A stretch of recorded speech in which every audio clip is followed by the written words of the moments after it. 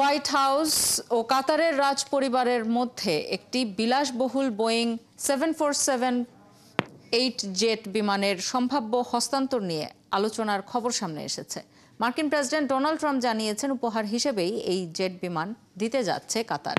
তবে আলোচনার কেন্দ্রে থাকা এই বিমানটি সাময়িকভাবে প্রেসিডেন্ট ট্রাম্পের জন্য নতুন এয়ারফোর্স ওয়ান হিসেবে দেওয়ার কথা ভাবছে কাতার। এ বিষয়ে ট্রাম্প বলেছেন, এ ধরনের একটি উপহার গ্রহণ করা হবে বোকামি।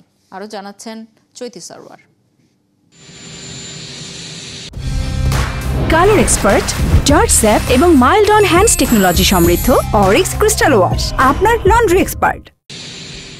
চলতি সপ্তাহে কাতার সহ মধ্যপ্রাচ্যের 3 দেশ সফরে যাচ্ছেন মার্কিন প্রেসিডেন্ট ট্রাম্প।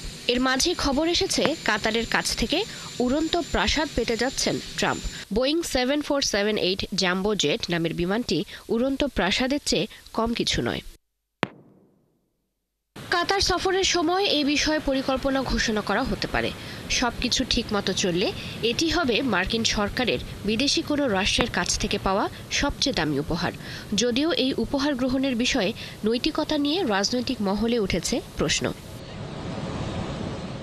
যুক্তরাষ্ট্রের সংবিধান অনুযায়ী দেশটির সরকারি কর্মকর্তারা কোনো রাজা, যুবরাজ বা বিদেশি রাষ্ট্র থেকে উপহার গ্রহণ করতে পারবেন না।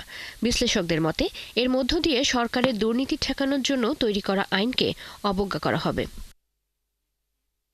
তবে হোয়াইট হাউস ও আইন মন্ত্রণালয় মনে করছে উপহারটি বৈধ এবং কোনো ধরনের ঘুষ নয়। কোনো নির্দিষ্ট সুবিধা বা কাজের বিনিময়ে এটি নেওয়া হচ্ছে না।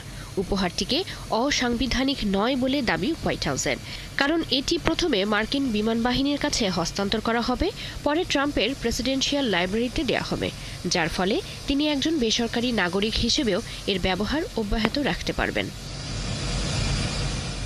এই বিষয়ে বিরোধী দল ডেমোক্র্যাটের জ্যেষ্ঠ রাজনীতিবিদ চাক শুমার এক্সে দেয়া এক পোস্টে একটু ব্যঙ্গ করে লিখেছেন, কাতারের এই জেট বিমান ট্রাম্পের জন্য ঘুষ নয় বরং উপহার।